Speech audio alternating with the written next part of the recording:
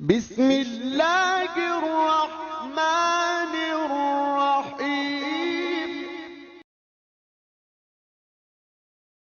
شروع اللہ کا نام لے کر جو بڑا مہربان نہایت رحم والا ہے۔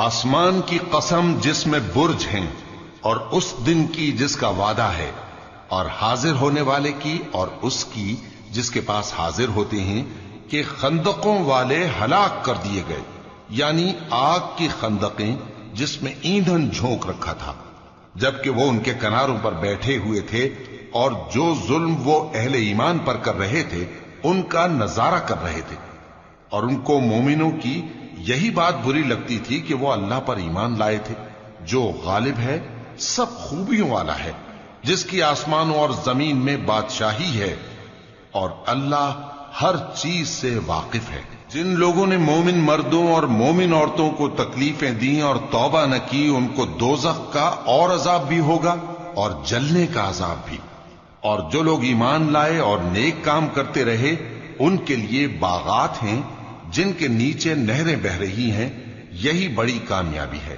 بے شک تمہارے پروردگار کی پکڑ بہت سخت ہے، وہی پہلی دفعہ پیدا کرتا ہے اور وہی دوبارہ زندہ کرے گا، اور وہ بخشنے والا ہے، بہت محبت کرنے والا ہے۔